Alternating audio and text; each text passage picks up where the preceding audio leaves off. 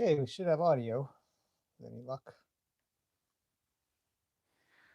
might have to test that.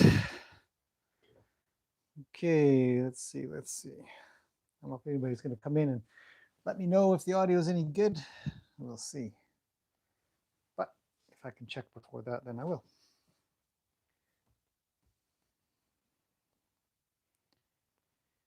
Check. 2 people are here. I'm just checking audio really quickly. Let's see. Tap, tap, tap. Yep, that's working. All right, Jenny's here. Hello, Jenny. Okay. So, I'm mainly doing this live. Well, I want to do it live. Hello, Carrie. Just in case anybody has any questions, because it's kind of an interesting, at least to me, it's an interesting topic. But I was asked a really, really good question. So I thought I would do it live because there might be related questions that you guys can ask. But also, it's actually very easy to just get this out onto YouTube because it sends it out right now and records at the same time. And so I don't have to do all the other stuff that I do at the computer, and it saves me a lot of time, which means that I am more likely to do this. So anyways, I want to talk about hooves a little bit. I had a fantastic question the other day, but what I might do is just give it a couple of minutes for notifications to go out, because obviously I don't schedule these things. And so for everybody that's going to watch this later, just a couple of minutes, maybe I'll tell a quick story or something like that. But I actually was also going to show this thing. Look at this. This looks like a hoof. It's just a tree branch. Just that's where the tree was, and it was cut off like this. But when you turn it this way, it looks like a hoof with the toe missing a little. And you can see that there. Kind of neat, right? Anyways, I've kept it in here because I thought, I wonder if I should trim it and make it look kind of cool and carve out the bottom, put a frog in. I don't know. Anyhow, little itty bitty weird things that I think about. So, Terry's here. Hello, Terry. Great that everybody says hello. I get an idea of who's here. And if you have any questions, let me know anytime. I'll try to pay attention. It kind of comes up on the screen in front of me on the phone to give you guys an idea what the setup looks like if you haven't seen. But essentially, I use a phone. The phone's in front of me. I can see the screen, so I can show you guys what I'm going to show you. But I also down here, because it disappears as well. So it's on the screen, but it disappears. But I also have my little itty bitty tablet here, and I will glance down when I can to see if there's any questions that will come in regards to hoof stuff. Once I'm done this, I think we might head out and say hello to a few horses and stuff. So for everybody that's watching, hopefully I go to do that. Well, let's get started. I think, hello, Susan. I think the notifications have gone out. Hopefully, yeah. Val's here. Hello, Val. Some people can join in and check this out. Hello, Ron. How often do you clean horses' hooves? That's a great question as well. That's actually a fantastic question because I was asked that just on the weekend. And I had a hoof pick here, and it's up. There it is. Good. Good question. Let's get to something simple like that. Cleaning horses' hooves. Now, depending on the environment that the horse is living in, you're going to clean less or more often. So I would say, a direct answer to your question is I clean the hooves not very often. Mostly when I go to trim them. And now, depending on the horse, I'm either doing a weekly trim, every second week, and most times every third week. Every 3 weeks, I'll do a trim, or I'll try to. Sometimes I'll be a little bit later, but I try to do it within 3 weeks. The horses that need a little bit more care, a little bit more timely care, I'll do every week. and it makes it a lot easier. And I'll explain all that in a little bit, I think. But as for me, I don't clean the horses' hoofs very often because they don't get very dirty here. We don't have mud. They don't necessarily live in their urine and their manure. They don't standing in it all day long. They they often sort of clean their own hooves out as they walk around, and they bump against the bottom of the paddock. Like those bottom, there's pieces the way, not the paddock, the shelter. The way the shelters are built is there's a bottom plate uh, that uh, that I start my base on, and that sticks up a little ways, 6, 8 inches or something like that. And the horses will commonly come along and bump their feet up against that, and it'll actually knock off a lot of stuff. Let alone that it's quite dry. Stuff falls out rather easy because they walk around so much. And then of course once they get into the arena, a lot of it ends up kind of coming out of there. And the sand is a little bit abrasive, so it can be a good cleaner, especially for the bottom of the foot, the frog, and the sole. Um, so not a lot of cleaning required for the horses here. Now, these horses were all in stalls and they stood around in their own manure and urine for a really long time. I would want to be more diligent about cleaning for sure. Or if they were constantly in dirty mud. So mud, not like a mud field, like a big huge field, and they get to run around and it's muddy. I don't care about that either.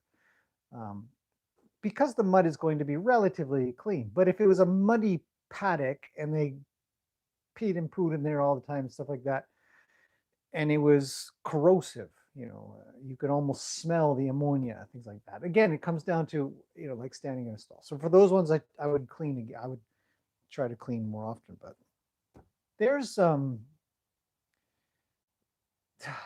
it's a big topic. The only part that is a big deal to clean out, and I don't know if I've got one here that's going to show well. This might show well, actually. One of my examples, I've got 4 examples here I'm going to use for my talk. Hello, Rebecca. Everything is good here. Thank you for the concern. We're essentially a little bit locked down, like everybody else. Today, a warning, or not a warning, a rule just went out that we can't have any more fires. So fireside chat is on hold unless I do it on the inside. So that's a bummer. But overall, things are good. Shelves are getting stocked up in the stores a little bit better, and people are antsy a little, getting a bit bored here and there. But overall, not bad. So thank you. I hope you guys are all doing well where you're at. And with any luck, this live stream will help take up part of your day to pass the time. So anyhow, back to cleaning. Before I get into the actual topic that I really, really, really want to talk about, from Ron, how often do I clean them? Not too often, but the one area that I do pay attention to the absolute most on a healthy hoof is what's called the collateral grooves. And right in here, this here, and this here are called the collateral grooves, the collateral sulci, the sulcus. This is the central sulcus, where you're going to have a lot of problems, and that, if I was cleaning it, I would be paying a lot of attention to this area here. But in here, there's a lot of times when the heels are misformed. Like these heels are terrible. These are terrible heels. And the frog kind of leans way over and it ends up trapping stuff in here. And so when I do go to clean, I would tend to sort of pay attention to what's packed into this part here and just be looking at it thinking, maybe I could get that all cleaned up. And then I would consider about these little bitty flaps that sort of hang out over here. But that's for a trimming. That's our trimming video. That is not for today's video. So hopefully that helps, Ron. That's what I would worry about, those sections there, because they can pack some stuff in there for quite a while. And then you go to scrape it out and it's stinky and you're like, whoa, how long has that been in there? And yeah. Let's see. Rebecca says the stores are doing better. Yeah, everybody's catching up. Not as many people are buying tons of toilet paper and groceries. It's good. A little bit of calm is returning here and there. Yeah. It feels better. You go into the store and there's more stock. Not all stores, but my local one is actually doing quite well. And you go in and it looks like the shelves are almost back to normal, and you think, okay, maybe maybe this is a little normal now. Now I can, you if you think about, if you if you can go buy food or something, you're at the store and you think, oh man, the stuff I usually eat isn't here, and that feeling, I'm normal, I feel these things. You go in there and you think, geez, I really wanted to buy blah blah blah, because that's a pattern you might be based off, and you're like, I really like that stuff too. Today I actually went and I wanted to buy a specific thing, and the the whole section of the freezer was empty for that product. And I was like, whoa, okay. But everywhere else there's lots of food. So that anxiety or that concern or that worry can sort of lessen as the grocery stores, and it's normal. It's totally normal. Brenda's here. Hello, Brenda. And Kathy. Hello, Kathy. Mayonnaise is not on the shelves. The Hellman the Hellman brand. Yeah, that's okay. Hello, Maureen. Um, so, all right. Let's see. Let's see. Susan had a question. Susan's question was, if you guys aren't reading it, for everybody who's on a TV, you can't see the questions that come up, I don't think. Susan says, do you think Gracie's problem was because of her condition when she was in the other stable she was in? Now, I've talked about Gracie's past a little bit. So let's state some facts. Let's put some facts on the table. Now, one of the things, what, Teresa, when this is all over, I'm telling you, you got to come here sometime. Barbecued meal on me. Absolutely. Thank you very much. Really appreciate that. Yes. Staying healthy, buying good foods, just saying, some stuff's not in the freezer. It might not be the best stuff for me. I like it, but there's lots of good, fresh, healthy food, which obviously gets put into the freezer and made later. It's good, good meats, lots of veggies, lots of fruits, which is fantastic. So thank you, Teresa. Appreciate that. Now, Maureen, well, no, Susan, sorry, Susan, or anybody who wants to know about this. So when we talk about the facts, and this is what really matters, when we're talking about the health or behaviors or anything about a horse that we think it might be a problem, could have been a problem, and you're trying to find some kind of solution. We're always just looking at, well, what are the absolutes? What can we objectively say? This was a thing, this was a thing, and this was a thing. Not subjective, like something was bad or something. Some horse was. God, we hear it all the time, or people say it all the time about this. Horse was disrespectful or naughty or some subjective term. So we look at objective. So if we look at what Gracie's life was before coming here, she lived in one other place, and this story that I received, which seems accurate. So I'm not going to say that. So I'm not going to go into this citing what I think are inaccuracies. So the accuracy of it was people were very worried about handling her, and as such, her hoof care fell to the wayside because it required more time. It's like that 20-second rule. If you think about it, if you want to get into doing something, and it takes 20 seconds longer than what it takes to do something a little less or something a little different, that 20 seconds means something. So the same thing goes with horses. If okay, so Ron's question is appropriate for this. Ron says, how often do you clean the hooves? If you had to go to your horse to clean its hooves, and every time it ran off on you, or went to the far side of the paddock, or it tried to bite, or it turned its butt to you, or any of these objective observations of trouble, like a pain in the butt, essentially, you would probably not clean their hooves very often. But if every time you walked up to your horse and they greeted you and they walked over to you as you're walking towards them and they couldn't wait for you to pet them, and when you reached down to those feet, they picked them up for you and they hold it up and they don't give you any trouble, you are guaranteed that that 20 seconds difference or whatever seconds, but they say 20 seconds, is going to provide more desire to do that activity. So in Gracie's case, because she was a bit of a pain, very hard to catch. That's why so here's another objective observation we can make, is she had her halter on for a year, the same halter. They didn't take it off. I think it was a year. Geez, don't quote me on that. But I think it was about a year. So she had the same halter on all the time. And as usually, if a horse has a halter on all the time, it's because the owner is tired of trying to catch it. It's a pain to catch it. It's a pain to put the halter on. It's just easier. We get rid of that 20 seconds of putting a halter on, man, it could mean the difference to a horse of being able to get out of that paddock or not getting out of that paddock for go play in the field time. So whenever, oh man, I'm getting off topic. I'm getting off topic again, because we're going to end up talking about whether or not you should let a horse out and free with a halter on or not. So we don't want to go there.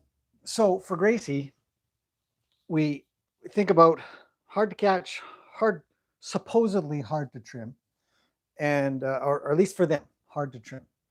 And in such a case, when horses don't get regular hoof care, we can also objectively observe and say that they are going to have underlying problems.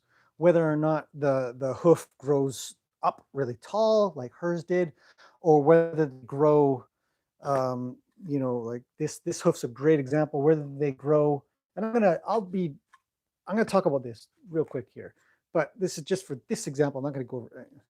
Whether they grow sort of like how the heel kind of comes in and under and sort of broken underneath, and then flared quarters, all these problems that happen when hooves grow too long. It's another great example of a terrible, terrible hoof. It's a terrible hoof. Poor hoof care. So there's going to be problems. So absolutely, I do believe that the environment that she was in caused other physical issues, but it was the behavior of the horse and the interpretation of the behavior of the horse by the people that inhibited good hoof care, which led to everything that I've been trying to work on for the past 2 years. Carla's here. Hello, Carla. Hopefully that answers your question. Ron has another question. What factors do you have to take into consideration for healthy hoof care, and what to be diligent with looking for with horses' hooves? That is today's topic, Ron, so bear with me. Kathy loves me talking about past horses, Gracie especially, because we watched her progress. Yes, I have actually documented a lot of Gracie's progress here. Oddly, recently, the last couple of days, I've been having trouble putting halter on her. So we've done a lot of that. She's better. It seems to be back to normal. But weirdly, for a couple of days, she was pretty evasive and worried. So who knows? Whatever. Okay, so let's start the topic at hand, because I've been dying to talk about this for a while. And I already know that if I were to drag out my good camera and I'm like, oh, I got to edit it, it's back to the 20-second rule. So this video is literally an example of me applying the 20-second rule, because I don't have to edit this. I don't have to upload it. Nothing, which makes it easy. So information from me to you guys through the screen. Let's get started. Let's talk about, I don't know if I want to do it with this pen. I feel nervous to do it with that pen. Let's use a dry erase marker. Does it work? Let's find out. Sorry, guys, hang on. It works. Okay, and I can probably wash it off. This one is alcohol-based, a permanent marker. I really like this marker, but I don't know if I want marks all over my hooves yet. I think. Let's talk about healthy hooves and how to recognize them. And I get this question a lot, especially when I'm out trimming. All of my clients ask me tons of questions while trimming. As a collective, not one person asks me a ton, and there's a couple that are quiet. But a lot of times people will take pictures, they might take video as I'm working to keep their own notes. They'll ask a pile of questions, make notes on a piece of paper, something like that. I completely welcome that stuff. If anything, I would want to work myself out of a job so that owners can feel empowered and knowledgeable enough to take over their own horse's hoof care, no different than they take care of their mane or their tail or their coat or clean their ears or whatever. Anybody can do it. Well, if you study. So that's my job. My job, I feel, is to chuck some stuff and maybe get some questions here. What do we got? Kathy, you had that halter problem with Roni. Yeah, he's a little bit weird lately too. Um, just a little bit. But I've actually always known that he's had a problem with the top of his head because when I go to put on a hackamore, I don't have to, but I choose to I put the bozal over his nose and then I take the hanger and I put it up over his ears. And he struggles with that. Like, it is a chore. I could undo the clasp and bring it up and blah, blah, blah. I want to just be able to hang it. So I might do a whole video about that. We'll see. But I've got a lot of horses to deal with, and I don't tend to spend that much time on Roni because he's just such a good horse otherwise. It's just riding with a hackamore. So you ride with a halter. Who cares, right? Same thing anyways. What do we got? Maureen says, maybe Gracie thought you were going to put her in a different paddock. Again, another... I have switched the horses around quite a bit recently. Okay, let's talk hooves. Now, the question that came in, and Ron, you got a great question. What factors do you take into consideration for healthy hoof care and what to be diligent with looking for with horses' hooves? So the question that did come in was rings or ripples in a horse's hoof and what causes them. So my answer differs a little bit from some that think other reasons. And I haven't necessarily, I've heard from a couple of much more sciencey people, which is what I base a lot of my work on, is science. What is the science of it? What are the physics? What's the physiological constraints that would cause something? And so the science backs up my own thought process as well, which I really take a lot of confidence from. Bear with me. I got a cup of tea that I started earlier. So when we're looking at a hoof, it is really, really important to understand when it's just on the ground. You don't have to look at anything else. You can just look at the hoof. A lot of times I'll have a pretty darn good idea of how I need to trim a hoof just by glancing at it. You get to a point where you've seen enough hooves and you've seen enough problems or pathologies or habits of other trimmers and stuff like that end up causing certain things that you kind of go, I think I know what that is, because it's a pattern. It's normal. Humans are pattern based. We all are. We do our things, and horses, they move in a very particular way. So if you understand how horses move and stuff like that, you'll have a lot of luck with this.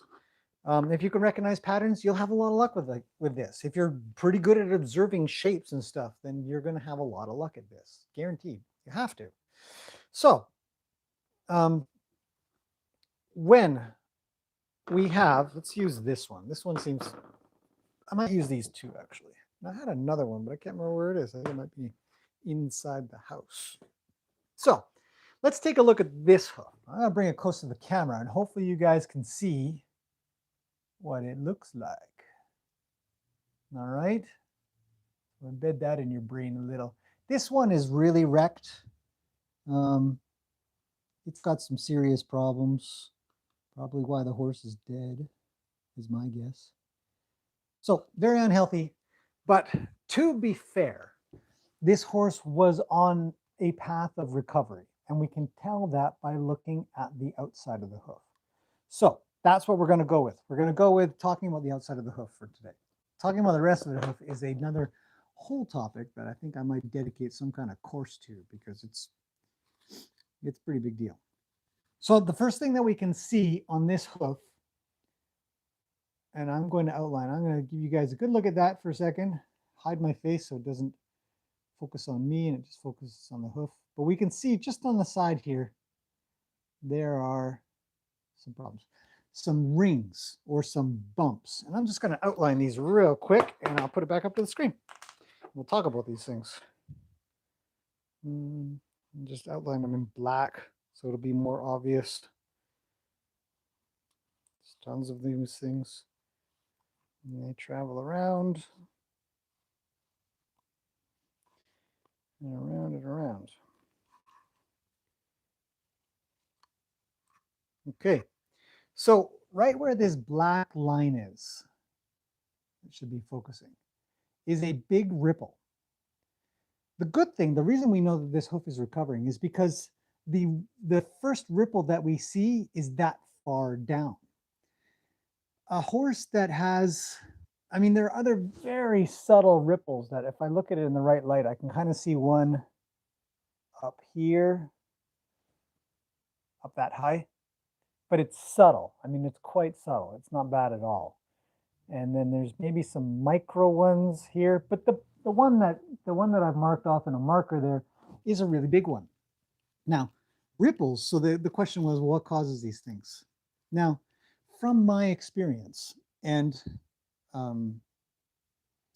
all proof that I have seen so far, the majority of these ripples are caused by a lack of timing of trim. And we can prove that mostly. Now, there are other reasons. There are other good sciencey reasons that a diet can cause this. Too sugary diet, too rich diet kind of idea, being out on the grass kind of thing.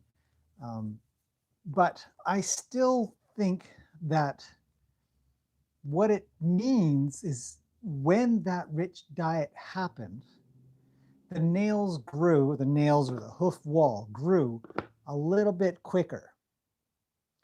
And based on the fact that most horses are trimmed in a scheduled or timed manner, if we think about how the hoof grows, and I'll show you again, I'm going to mark this off in black again. Do this little line here, and we'll do another one here, and maybe one here, and then one here. Okay, so take a look at that. Okay, now those are what are called tubules. Okay, so I've essentially traced those tubules down. Now, tubules grow down from the top of the hoof down. I'm using a straw to sort of give you guys an idea. Tubules are very small, they're tiny, but the straw is a good idea. So it grows down like that, and like that, and there's thousands of them in here. So what happens is if the tubule grows down like this, and the bottom part smashes into the ground, right, as the horse walks, smash, smash, smash, smash, smash, smash, smash, smash, smash. They've only got so much strength. I mean, it's kind of the equivalent of a straw or a piece of spaghetti or something like that. So if we were to consider, let's see, if we were to consider like spaghetti, the tubules soften or get a little bit weaker when they're wet, say under very moist conditions, and that could be a variety of moist conditions, then they would be a little bit weaker. And then when this smashes into the ground, it's going to bend. Tubules are not elastic in any way, shape, or form for that vector of change. Overall, the whole hoof can sort of bend and stretch a little, but when there is a ripple that happens in one spot, just like this straw, if I were to bend it, that crease would be there forever. Now, the cool thing about hooves, obviously, is that they grow. They grow from the top down. They also grow from the inside out, but we're not talking about that right now. We're going to talk about the fact that they grow from the top down. So, the weakest part of this tubule happens to be the very tippy top where the coronet band is, right? Here, let's use this one. Way up here, where it starts. It's very soft. If you go to your horse and you press on this area here, the coronet band, it's soft. So consider this tubule hitting the ground and it's too long and it jams. You get a ripple. And it starts at the coronet band, usually. And then that grows down. So that's why we can tell this horse was kind of on its road to recovery, because the biggest ripple is down here and then there's a ton more. This is total garbage. It's a garbage hoof. But very, very tiny ripples up top, very, very small ones. So this horse was likely, these tubule things weren't smashing into the ground enough to cause trauma. Essentially what it is, trauma to the tubule, which is what the rings are. So if we consider, again, we think about, well, if they have a good diet, like a sugary good, not good, but sugary, like donuts every day kind of good, where your body has too much energy and it grows a little quicker, your nails and stuff, then the wall will reach the ground a little quicker and that will hit the ground and then trauma, which essentially is the ripple or wrinkle or crease. And so it could be diet, but in the end, the only thing that's causing the trauma is concussion or mechanical leverage, essentially, is the more sciencey way to put it, because you're essentially banging against it with the ground. The hoof, the horse's weight comes down, hits, crease, end of story. So we don't necessarily know the health of the horse based on these rings, but we do know that one of three things. It had a rich diet that caused it to grow kind of quickly, or maybe the ground froze, or the horse was out on hard ground instead of soft ground all of a sudden.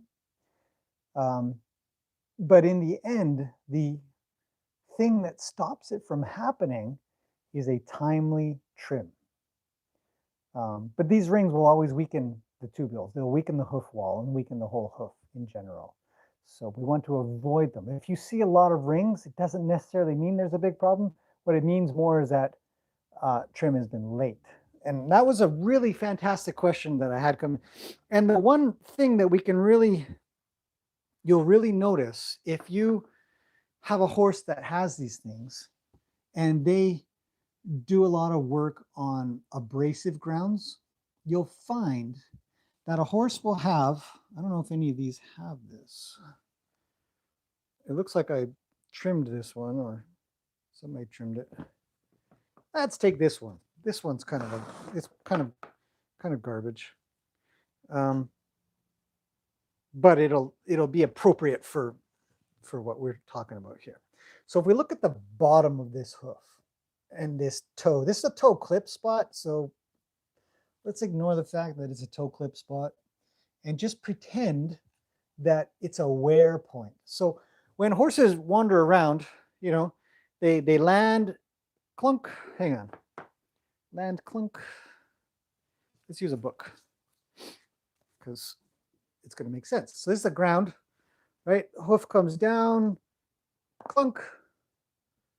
It's raining. Ugh. And then off they go, right? Land, clunk, off they go. Land. This is getting boring. But essentially, this front bit, wherever their leg turns over, you're going to get a natural bevel. It's a guarantee. As long as the horse is on any kind of abrasive surface, they will have their own wear point, their own bevel point. And that bevel point, if it's properly, if the horse does it by itself quite a bit because they're on more abrasive ground, in the wall, there'll be no rings. Yeah, they'll trim their own hoof, and there will be no ring there.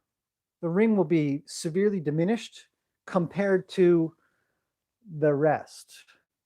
You know, the pillars, the quarters, and the heel.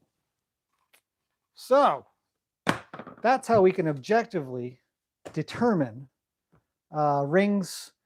While they might have a secondary cause, the primary cause is just lack of trim.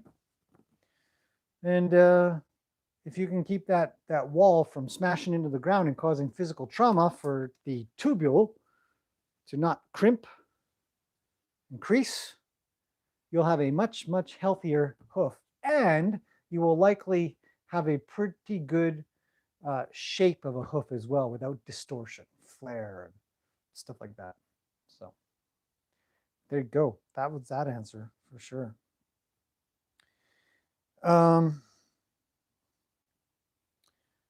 Kathy. Oh wait, Ron, I will get your question in a second because it's a good one. But I think Kathy says, "Is that why people shoe their horses to protect the tubules, among other things?" Shoeing a horse does not protect the tubules. The transfer of energy through metal to the tubule is the same for the most part. Yeah. People shoe their horses for other reasons. Most people don't know about tubules. So, Ron says, "How often do you trim their hooves? And in the Maple Ridge area, how do you locate a farrier?" There are a dime a dozen farriers in this region. There are tons of them. I don't mean dime a dozen like they're cheap or they're low quality or something. I mean, there's just tons of them. How do you locate a farrier? You just go onto Facebook, talk to some other horse people. Everybody knows somebody. And I trim my horse's hooves anywhere between a week and 3 weeks. If I've gone to 4 weeks, I'm late. Yeah, and I know it. So, yeah, shoeing. This horse was shod, and I want you to take note of something of what has been done here. You can kind of see this area here is a little too smooth. Let me be able to see. I better get, if I get out of the picture, it'll focus on here. And if YouTube will work properly, you can see all the way up here. I mean, this is a good half of the hoof wall has been rasped. There's little rasp marks there. You guys can see that all the way around. And look at the shape of this thing. If I put it up against the white, do you see how it's in here, out here, and in here? It kind of comes like a curve, like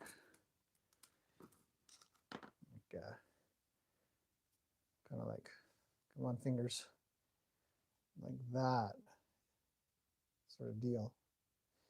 It's called a bull nose. Very unhealthy. So this horse has rings all the way up to its coronet band. You can see them. I'll trace them out as well. What the heck? Let's really get into this. There, there, there, there. I don't know if you guys are able to see that. Can you see that? Little black marks. Yeah. No, shoes don't really. I mean, it really depends on the trim. I've seen some farriers where they put the shoe on, and then they'll take their rasp. I've only got a little dinky file here, but maybe this will make some sense. So we'll take. What have I got here? I got a piece of wood. So pretend this part is the shoe. Let's do it like that. And they'll take the rasp and they'll file right in here in between the shoe, which is this part, the shoe and the hoof, and they'll rasp off a big radius, a big bevel there, and that will sort of assist. But the problem with all of that is that the shoe is directly attached to the hoof wall. So physics demands that um, the hoof wall absorb the trauma of the not only, yeah, not only the inside of the hoof wall, but the outside of the hoof wall must absorb all that trauma because the shoe covers all of it, plus the sole too. Sometimes some of the shoes are really, really big. So, yeah, Kathy. So it doesn't work that way. Hopefully that makes sense. Yeah, good question. Thanks for the question. So, Ron, back to your question, which is a great one. What factors do you have to take into consideration for healthy hoof care? What to be diligent when looking for with horses' hooves? The my main consideration for a healthy hoof is, and this goes into the next part of your question, is to be diligent about the trim. The trimming cycle should be short, not too short, but short. Half of what is the usual. Usual is 6 weeks or something silly. That's nuts in my mind. For whatever that's worth. I know a lot of people that think the same way, so I'm okay with it too. There is no science that says 6 weeks is good. That is just pure culture. Also, finances, because usually people will re-shoe a horse after 6 weeks, which in turn sort of brings about the idea that if you're going to nail, so you're going to put nail holes inside of a hoof. I can tell you that those nail holes, they're not growing out in 6 weeks. So you've got what appears to be 3 sets of shoes, right? Let's look at that again. Here's the first set down here somewhere, right? Second set, third set of shoes that this horse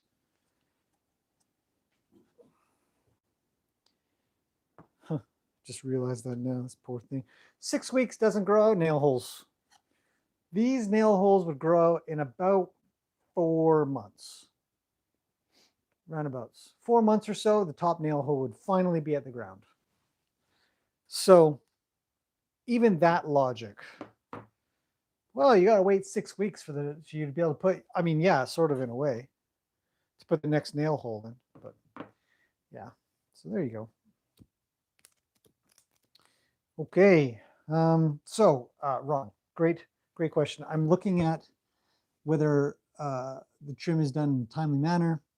I'm looking at the environment to see if it is conducive to a reasonably healthy hoof. Overly wet, muddy conditions can generally soften the hoof and soften the frog and stuff, that it might encourage things to help break it off or abrade it, or kind of leak in and stuff like that. And it's not good. You definitely want the hooves to dry out as often as possible. The drier the hoof, the better. Hoofs can dry very quickly too. You take them out of a wet condition, put them somewhere dry. If it's a healthy horse and unshod, they'll be dry in an hour. Yeah, really quickly. It's amazing. So, I mean, diet's generally important, but really what you're thinking about is not feeding a bunch of sugar, through molasses and grains and stuff like that. Just because it can cause excessive growth and also sort of put the horses in a condition that's akin to diabetes. It's called, some people call it laminitis in horses, and I'm a little worried about whether that becomes a catch-all. But you end up having to do more maintenance for it. So if they just eat just a basic grass hay or Timothy hay or something like that, A lot of horses, especially if they can get on some abrasive surfaces regularly, will wear their own hooves quite well. And you're sort of just coming along and fixing bits and pieces and rebalancing side to side or front to back a little bit. So, and I'd probably say one of the most important parts of the hooves to care for is the frog, because it is the softest part of the hoof and can easily be sort of punctured by little twigs and stuff like that, which ends up sort of being a breeding ground for bacteria, things that eat away at that frog. And then if it goes deep enough, it gets inside of the hoof. So I definitely would like to see a nice healthy frog on a horse. Sometimes that takes time. So anyways, Maureen says, do the ridges go all the way through the wall or are they just surface bumps? That is a fantastic question. Good thinking, Maureen. And I don't know what that's, I really mean it. The cross sections that have been taken of a hoof wall that have ridges in them have shown that most of that little bump really just exists on the outer layer of hoof wall. So the inner wall doesn't receive that same trauma, it seems. And it's still soft, so it's a little bit pliable and elastic, but the outer wall is not pliable and it's not elastic. And so once it receives that crease, it'd be the equivalent of having a half-cooked spaghetti noodle kind of thing. And you go to bend it and it sort of bends a little and it can sort of stay a little, but then you can still straighten it back out. So the inner hoof wall is much softer. It's not been hardened like the outer wall. And as such, it will not deform or stay deformed. Probably a better way to put it. Because it's a little bit more elastic or forgiving. Probably a good way to put it. But the science is there. The pictures have been taken with microscopes to look at these ridges, to look at these creases, and they find that they go a little ways in, but not too far. It doesn't reach the inside, or at least not the ones that I've seen. Not saying it doesn't. It could. So yeah, recognizing healthy hooves on the outside was definitely, the rings thing was a big deal. The other thing that I was going to show you in these hooves is this poor horse. It's not too bad. It's not that bad. But if we take a pen again, and what I'm going to do is I'm going to trace the direction that the tubule is going in different sections of the hoof. So bear with me just for a moment here while I do that, and you will, man, it is really pouring outside. I said I was going to go for a walk after I was done, but that's probably not going to happen. All right, so there's our first one there. There.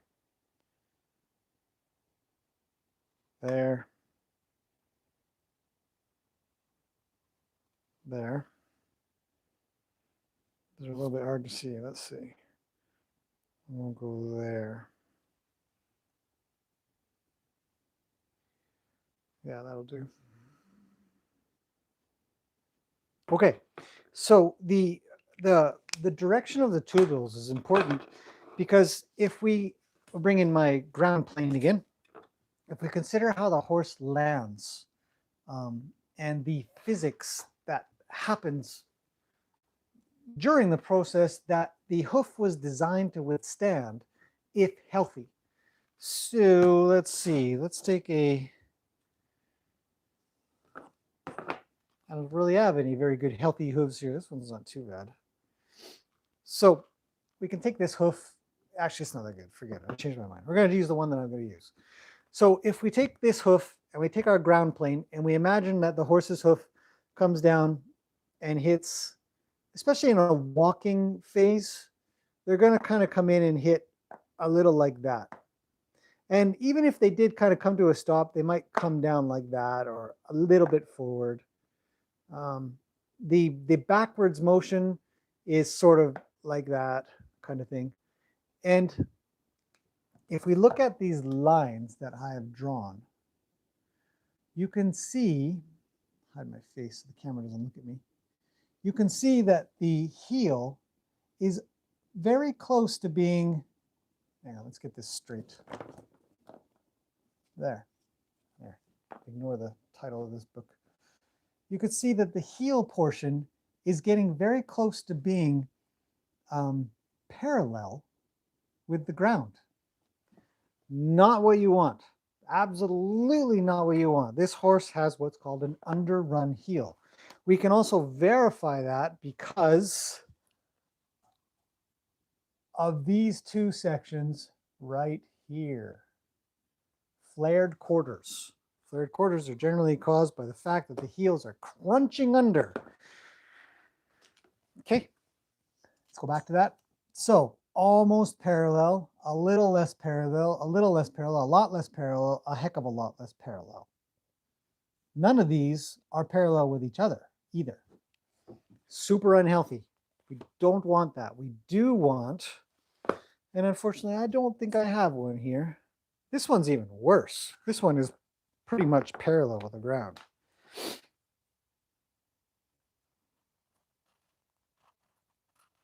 Not quite, but it's real close. Ready? Here we go. I don't know. Crap. Hang on a second. Come on. Shine up. I won't be able to see that. Ah. Ooh, I almost dropped it on the tablet. Okay. Can you see right here, there, that line there? Very, very, very close to being parallel with the ground. I don't know if you guys can see that. Either way, severely unhealthy. Probably one of the reasons that horse is not alive. But this one's a little easier to tell. So the Ron, with your terrific question about how to tell about hoofs, your first question, that's definitely one of the ways that I would tell that I've got a horse. This horse would be probably a year to 2 years. Yeah, probably a couple of years in rehab. So Val says the opposite of Gracie. Yes, which is very, very interesting. I do not have an example hoof here that looks like that. But Gracie's feet were tin cans. They call them tin cans. And essentially they're kind of up and down, you know, and strong.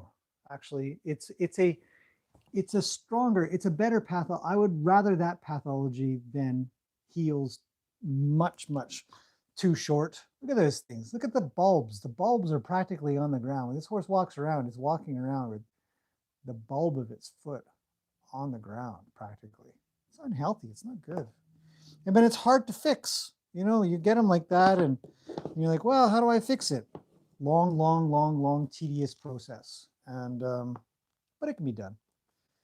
You just got to build the heel back up and push it back. But that's a topic for another video. But yeah, Gracie was the opposite, and her heels grew down nice and straight, which puts physics in your favor more. But what it becomes tedious is bringing them down low enough to a more proper angle, because you have to consider the ligaments and tendons. The tendons not as much, but definitely because they're just attached to muscles when muscles can stretch quite easily, but ligaments don't stretch very well. And so you have to really kind of slowly change how it's growing. And the reason we want to do that is because it creates such depth. As we were talking in the very beginning about cleaning hooves, it creates such depth in these collateral sulci, these little doodads here inside, and you see that there, inside there and inside there, the collateral sulci or collateral grooves, this whole bit here, they become so deep that it's so hard to clean them. And then the frog needs to grow down so long and it rots out, and then everything's rotten in there. And obviously the angles are wrong in the first place, and the horse is kind of standing up, shoulders forward in a way. It's unhealthy. It's not good. So yes, Val, the opposite of Gracie, 100%. Although her back feet had a completely different problem that I'm still working on. So front feet are good though. I'm really happy. Front feet, I think, are just maintenance now. Just maintenance. Just keep on bringing them down. She'll tend to grow a little bit of heel, and she'll work off too much of her toe for it. Um, but her front feet, I think, are complete and just good maintenance now. And then the back feet, one of them is just about right, and the other one still has something going on in one of the bars, so it's not quite there, but it's getting there. So, anyways, that is my whole deal on hoof, recognizing hoof problems and what rings mean, what those little ridges and rings mean, and how you can deal with it. And then also recognizing, because this is a great question, recognizing how you can tell that there's a problem um, with the hoof, and likely what the horse is, feeling some pain for and stuff like that. So hopefully that helps. If there are any more questions, feel free to ask away. If not, then I'm just about done here. I can't think of something else that I wanted to cover in that on that particular topic. Let's see. That was all my questions, right? Yeah, very good. Not an overly popular topic. I know that because it's kind of boring. And everybody and a lot of people have somebody taking care of their horses' hooves. But I get questions from people who have friends that are having trouble with their horses' hooves, and they're wondering, they want a second opinion kind of idea. And so generally I won't go and take a look. I might look at some pictures or something like that, but I'll have them sort of come into my work area here or shop, and I'll say, check out, why is this hoof bad? Or why is this hoof bad? Or what's good about this hoof? This one's really cool because we can look on the inside. You can see the bone structure. And so when I go to explain, well, why is something bad? Why is something good? We can see how the skeletal structure inside the hoof, especially if they have x-rays, it's even better. So knowledge is power. Even if somebody else is maintaining your horse's hooves, there's nothing wrong with watching and then asking questions and saying, hey, what about that? Did you take off too much there, or should you take off more? One of the bigger problems that I think quite a few people, I know a lady who comes in after her trimmer has come and she sort of finishes it off. She doesn't want to do the main work because it's a lot of work. But she'll come in and sort of pare off some things that she thinks doesn't need to be there because she's very knowledgeable, a lot of knowledge. So she doesn't say anything at the time. She's quite kind about it. But when the trimmer leaves, she comes along and just a little bit here, a little bit there. So I think that anybody could do that. I think that a lot of people just get nervous. So I'm just trying to put out some information and hopefully help you guys if you were thinking about doing something like that. And try a little. So, Rebecca, you're welcome, and thank you. Oh, CH says, how do you deal with thin soles? Thin soles. Let's see, what have I got here? Here. This horse has thin soles. And I don't know if you guys are going to be able to tell on the inside. If I had a flashlight, does this thing have a flashlight on it? No. Do I have a flashlight in here? I don't think so.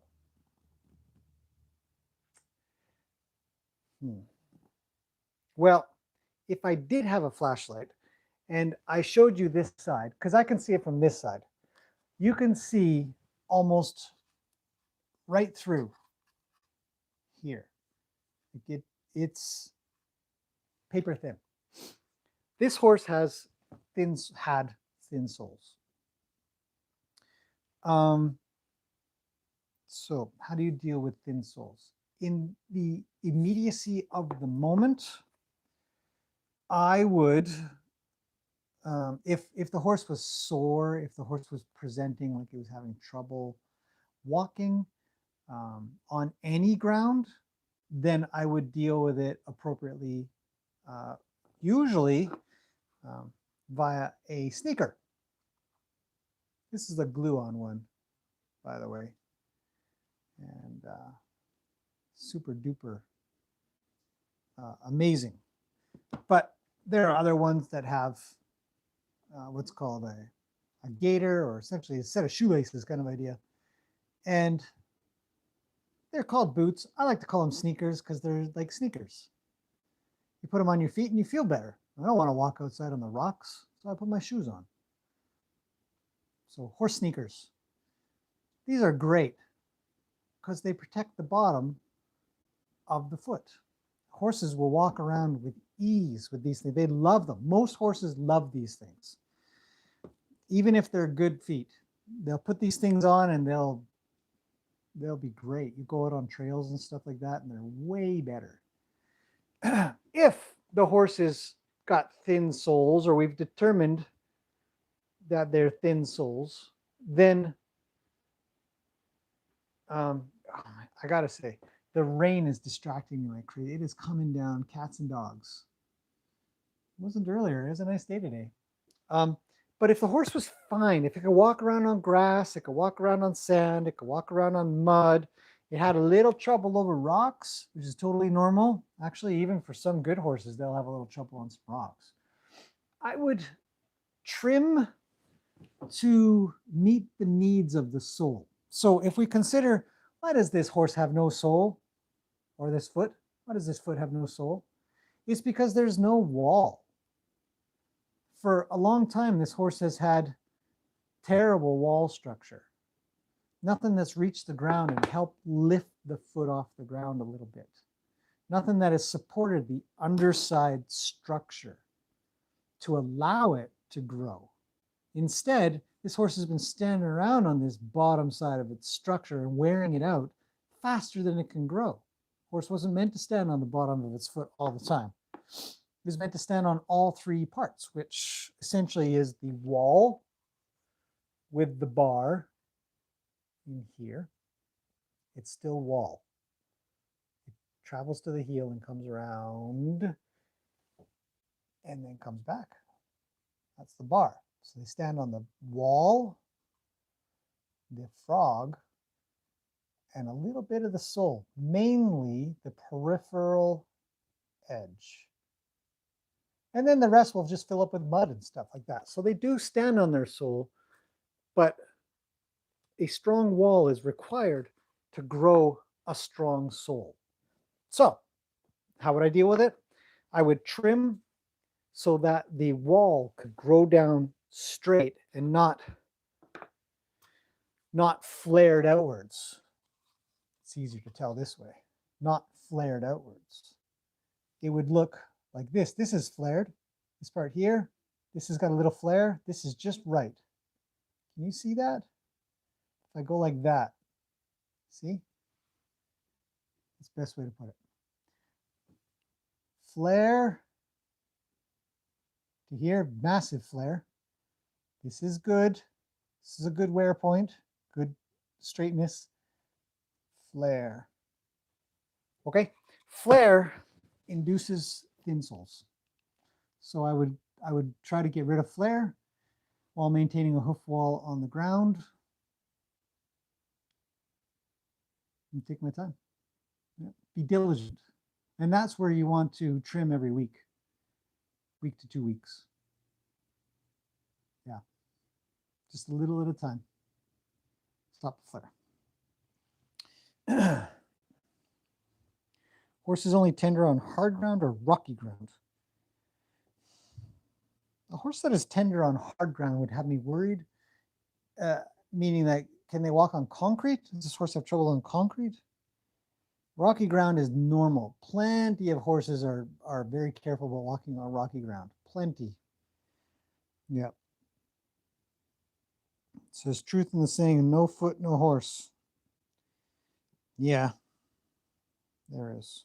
If your horse doesn't walk around, you get nothing. That's the way it goes. Yeah.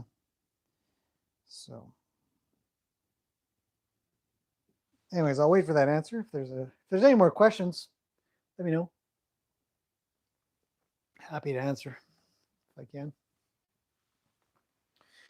But yeah, a horse that is tender on concrete or something, just hard ground, I would be a little worried about. If it's gravelly, it's got some texture to it and some protrusions, you could kind of call them rocks. Uh, yeah, I'd be concerned. I'd be concerned about the frog. I'd be concerned. The video died for a second there. Okay. Yes, concrete had previously bad farrier work. Yeah, I would be. I would check out the frog quite a bit for sure. Um, there's a good chance the back of the foot hurts quite a bit, and it might be an underrun heel. An underrun or a crushed heel can be very painful for a horse. Very painful. And they won't want to walk on the back of their foot, and they'll end up toe stepping. There's other things to talk. Can't barely get into everything that I would talk about in that regard. But you don't want your horse toe stepping. We want them to land flat, flat, flat. Not like that, not like that, just flat. Okay, toe stepping is where they land and then they smash the heel down. Heel landing is also incorrect. It'll it'll physically mash the wall together. So we don't want that. Okay, previously bad farrier work. It happens. It happens. All right, it's been good. Thanks everybody for coming in and joining me on this chit chat about hooves. It's been something I wanted to get off my chest for a while now, so I feel better. I feel good. Hopefully everybody takes care and take it easy. You know, everything will pass. Hopefully things go well. Doctors and scientists are working their butts off right now to get things figured out. Humanity is in a interesting position, and we're all making the very best and being as positive as we can. I know I am. I know that everybody on this channel that comes in and says comments, I haven't received a bad comment in months. It's something negative or, it's a great group of people here. It's wonderful. And I want to thank everybody for being that way, for always looking for the positive, asking great questions and wondering about things to grow and expand and learn and be empowered. To me, that is the best, the most positive thing we can do, not only for ourselves, because if we feel better, then our surroundings feel better, our environment is better, we will treat people better, people will treat us better in turn, and so on and so forth as it propagates around the world. So there you go. You forgot our how does that work? I wish I had coffee. I only have tea. I think I might make a coffee. It is just cats and dogs out. Come on. So distracting. Okay. Jessica, thanks for coming on in as well. Hello, Penny. I didn't know you were here. Yes, thank you, Val, and everybody as well. Keep safe, keep healthy. I'll see you guys in the next one for sure. I think I might do this on a daily thing. I know I was outside, but the weather was kind of turning a bit, and now it's totally turned. So this works out well. I might do something like this a little bit. You can learn little bits and pieces of stuff that I want to talk about. Questions come in all the time. I just write them down sometimes, and other times off they go. So that's it. If there's anything else that kind of comes, later for you guys, you're like, hey, what about blah blah blah? Just chuck out comments below. I read them all.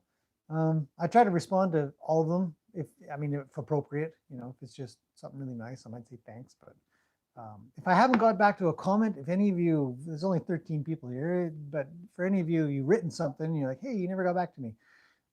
Write it again. I don't have any problems with that. I was like, oh, I better get back to that. So I respect that a lot. I think it's very important. And again, this community has been amazing and amazing to each other. I've watched you guys talk to each other in the comment section, checking in on how people are doing.